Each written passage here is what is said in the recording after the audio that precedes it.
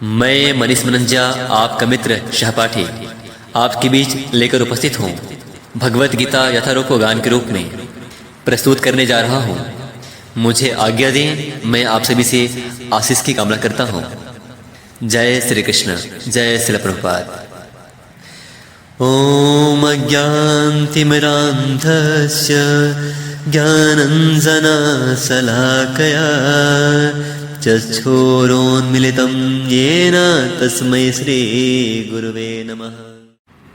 भगवत गीता अध्याय 15 पुरुषोत्तम योग।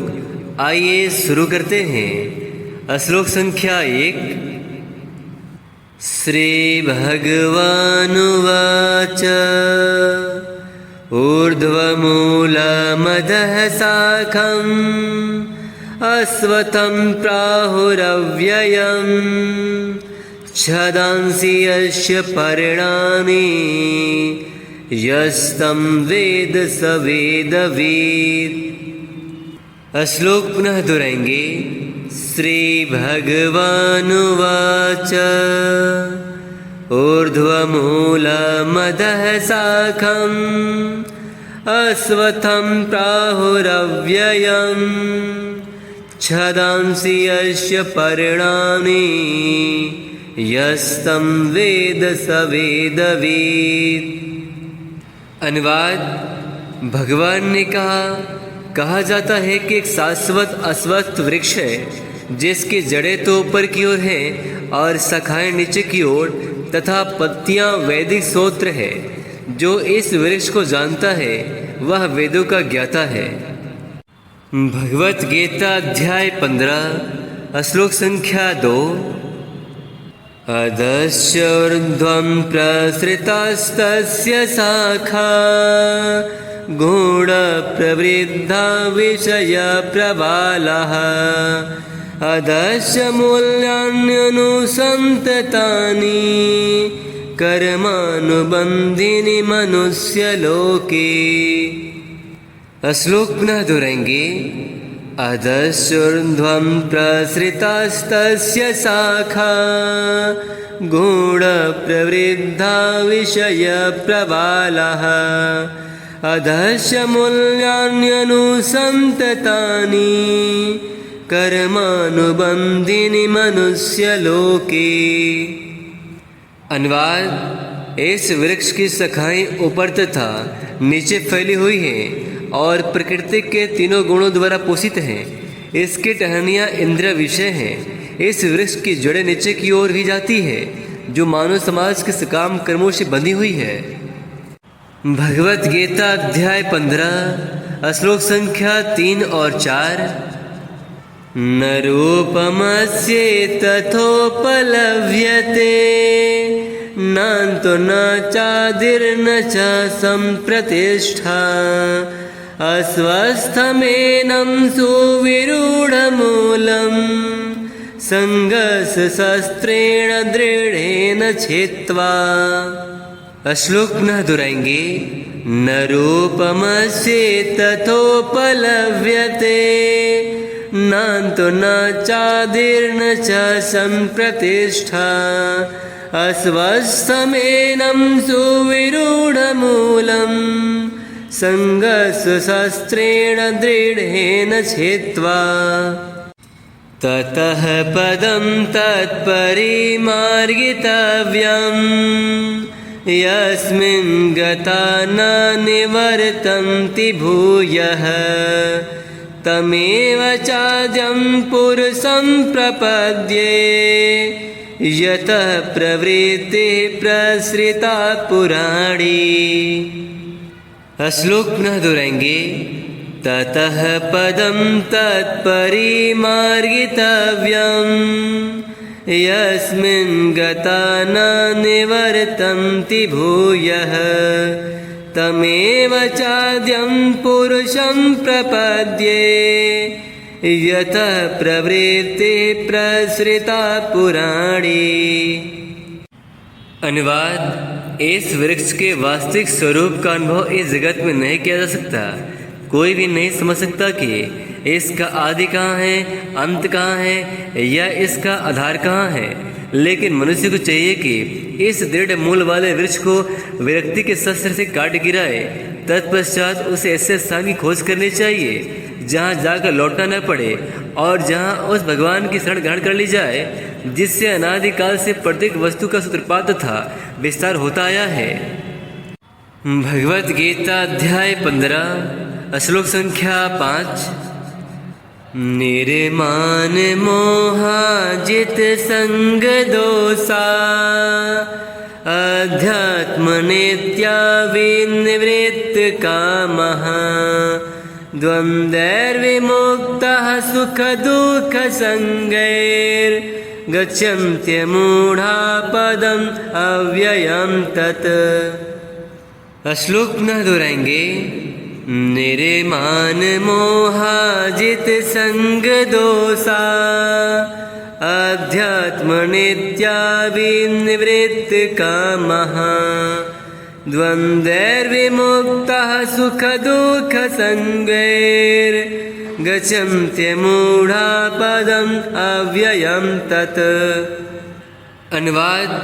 जो झूठी प्रतिष्ठा मोह तथा कुसंगति से मुक्त है, जो शाश्वत तत्व को समझते हैं, जिन्होंने भौतिक काम को नष्ट कर दिया है, जो सुख तथा दुख के द्वंद्व से मुक्त हैं और जो मोह रहित होकर परम पुरुष के शरणागत होना जानते हैं, वे उस शाश्वत राज्य को प्राप्त होते हैं।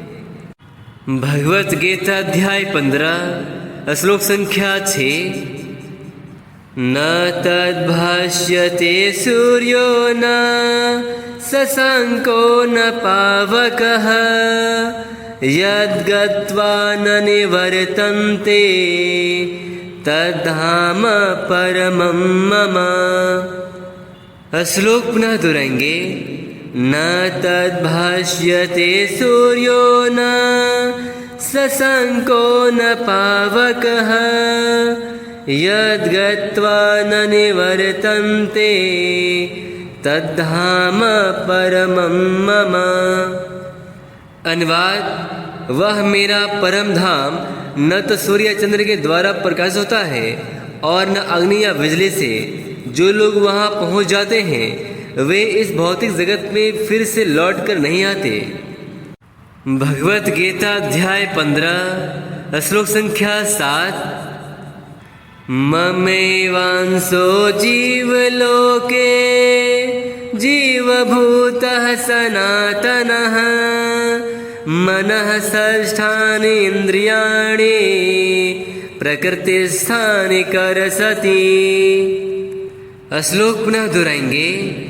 ममेवांसो जीवलोके जीवभूतः सनातनः मनः षष्ठानि इन्द्रियाणि प्रकृतिस्थानि करसति।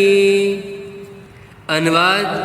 इस बद्ध जगत में सारे जीव मेरे शाश्वत अंश हैं। बद्ध जीवन के कारण वे 6 इंद्रियों से घोर संघर्ष कर रहे हैं जिनमें मन भी सम्मिलित है।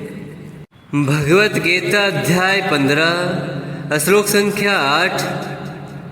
शरीरं यदवाप्नोति यचाप्युत्क्रामतीश्वरः गृहीत्वैतानि संयाति वायुर्गन्धानि वाशयात्। श्लोक पुनः दोहराएंगे।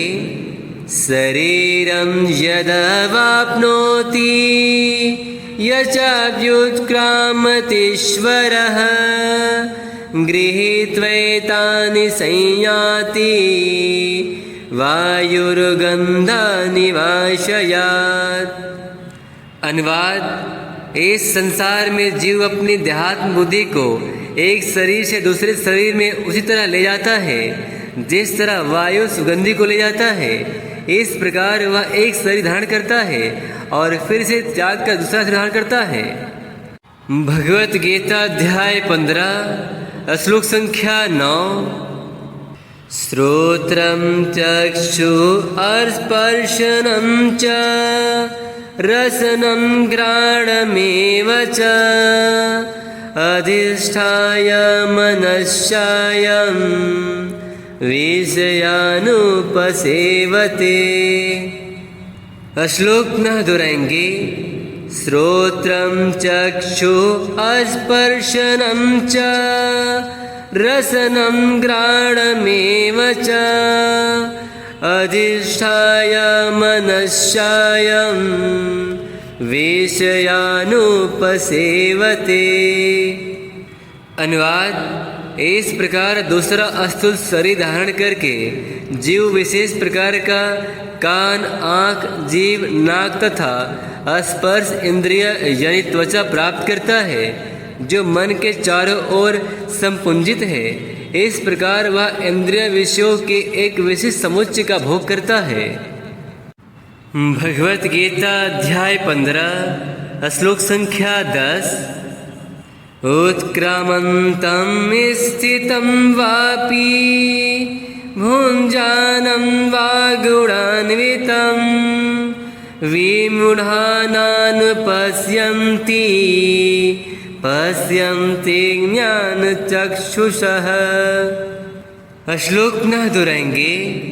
उत्क्रामन्तं स्थितं वापि भुञ्जानं वा गुणान्वितं विमूढानानुपश्यन्ति पश्यन्ति ज्ञानचक्षुषः। अनुवाद। मूर्ख न तो समझ पाते हैं कि जीव किस प्रकार अपना शरीर त्याग सकता है, न ही वे यह समझ पाते हैं कि प्रकृति के गुणों के अधीन वह किस तरह के शरीर का भोग करता है। लेकिन जिसकी आंखें ज्ञान में प्रशिक्षित होती है, वह यह सब देख सकता है। भगवत गीता अध्याय 15 श्लोक संख्या 11। यतन्तो योगिनश्चैनं पश्यन्त्यात्मन्यवस्थितं यतन्तोऽप्यकृतात्मानो नैनं पश्यन्त्यचेतसः। श्लोक पुनः दोहराएंगे। यतन्तो योगिनश्चैनं पश्यन्त्यात्मन्यवस्थितं यतन्तोऽप्यकृतात्मानो नैनं पश्यन्त्यचेतसः। अनुवाद। आत्म साक्षात्कार को प्राप्त प्रयत्नशील योगी जन यह सब स्पष्ट रूप से देख सकते हैं, लेकिन जिनके मन विकसित नहीं है और जो आत्म साक्षात्कार को प्राप्त नहीं है, वे प्रयत्न करके भी यह नहीं देख पाते कि क्या हो रहा है। भगवत गीता अध्याय 15 श्लोक संख्या 12। यदादित्यगतं तेजो जगद्भाष्यतेऽखिलं यचन्द्रमसि यचाग्नौ ततेजो विद्धि मामकम्। श्लोक पुनः दोहराएंगे। यदादित्यगतं तेजो जगद्भाष्यतेऽखिलं यचन्द्रमसि यचाग्नौ ततेजो विद्धि मामकम्। अनुवाद। सूर्य का तेज जो सारे विश्व के अंधकार को दूर करता है, मुझसे ही निकलता है। चंद्रमा तथा अग्नि के तेज भी मुझसे उत्पन्न है। भगवत गीता अध्याय 15 श्लोक संख्या 13। गामविश्य च भूतानि धारयाम्यहमोजसा पोषणामि चौषधिः सर्वः सोमो भूत्वा रसात्मकः। श्लोक पुनः दोहराएंगे। गामविश्य च भूतानि धारयाम्यहमोजसा पोषणामि चौषधिः सर्वः सोमो भूत्वा रसात्मकः। अनुवाद। मैं प्रत्येक लोक में प्रवेश करता हूँ और मेरी शक्ति से सारे लोग अपनी कक्षा में स्थित रहते हैं। मैं चंद्रमा बनकर समस्त वनस्पतियों को जीवन रस प्रदान करता हूँ। भगवत गीता अध्याय 15 श्लोक संख्या 14। अहं वैश्वानरो भूत्वा प्राणिनां देहमाश्रितः प्राणापानसमायुक्तः पचाम्यन्नं चतुर्विधम्। श्लोक पुनः दोहराएंगे। अहं वैश्वानरो भूत्वा प्राणिनां देहमाश्रितः प्राणापानसमायुक्तः पचाम्यन्नं चतुर्विधम्। अनुवाद।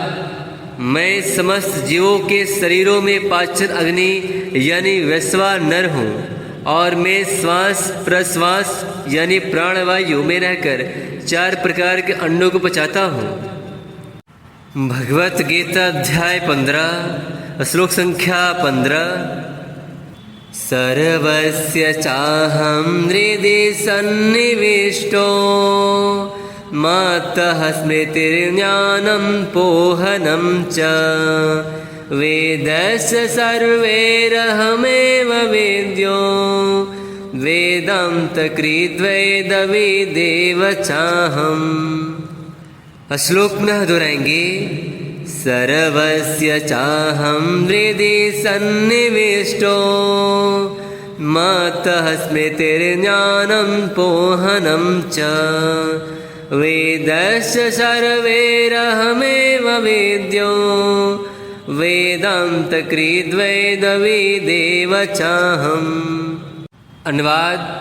मैं प्रत्येक जीव के हृदय में आसीन हूँ और मुझसे ही स्मृति ज्ञान तथा विस्मृति होती है। मैं ही वेदों के द्वारा जानने योग्य हूँ।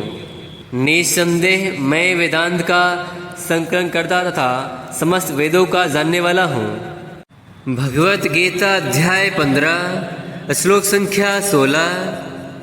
द्वाविमो पुरुषो लोके क्षरश्चाक्षर एव च क्षरः सर्वाणि भूतानि कुटस्थोऽक्षर उच्यते। श्लोक पुनः दोहराएंगे।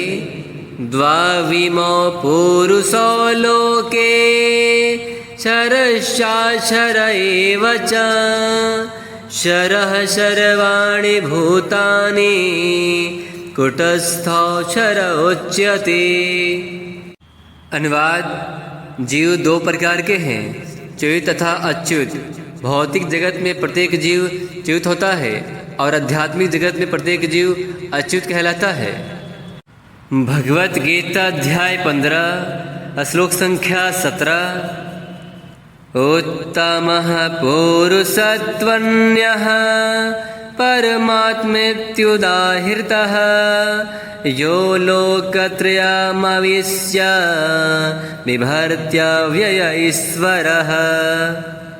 श्लोक पुनः दोहराएंगे। उत्तमः पुरुषत्वन्यः परमात्मेत्युदाहृतः यो लोकत्रयमविश्य बिभर्त्यव्यय ईश्वरः। अनुवाद।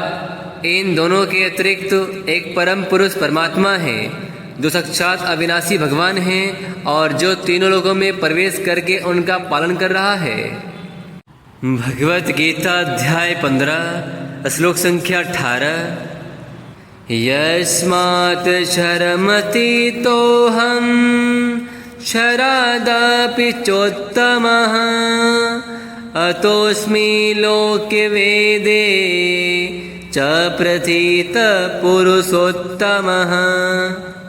श्लोक पुनः दोहराएंगे। यस्मात् क्षरमतीतोऽहं क्षरादपि चोत्तमः अतोऽस्मि लोके वेदे च प्रथित पुरुषोत्तमः। अनुवाद। चूँकि मैं क्षर तथा अक्षर दोनों के परे हूँ और चूँकि मैं सर्वश्रेष्ठ हूँ, अतएव मैं इस जगत में तथा वेदों में परम पुरुष के रूप में विख्यात हूँ। भगवत गीता अध्याय 15 श्लोक संख्या 19। यो ममेवं सम्मूढ़ो जानाति पुरुषोत्तमं स सर्वविद भजति मां सर्वभावेन भारत। श्लोक न दोहराएंगे। यो ममेवं सम्मूढ़ो जानाति पुरुषोत्तमं स सर्वविद भजति मां सर्वभावेन भारत। अनुवाद। जो कोई भी मुझे संशय रहित होकर पुरुषोत्तम भगवान के रूप में जानता है वह सब कुछ जानने वाला है। अतएव हे भरतपुत्र, वह व्यक्ति मेरी पूर्ण भक्ति में रत होता है। भगवत गीता अध्याय 15 श्लोक संख्या 20। इति गुह्यतमं शास्त्रम् इदम् उक्तं मया नघ एतद्बुद्ध्वा बुद्धिमान् स्यात् कृतस्य भारत। श्लोक न दोहराएंगे। इति गुह्यतमं शास्त्रम् इदम् उक्तं मया नघ एतद्बुद्ध्वा बुद्धिमान् स्यात् कृतस्य भारत। अनुवाद। हे अनघ, यह वैदिक शास्त्रों का सर्वाधिक गुप्त अंश है जिसे मैंने अब प्रकट किया है। जो कोई इसे समझता है वह बुद्धिमान हो जाएगा और उसके प्रयास पूर्ण होंगे। भगवत गीता अध्याय 15 पुरुषोत्तम योग। यह अध्याय यही समाप्त होता है।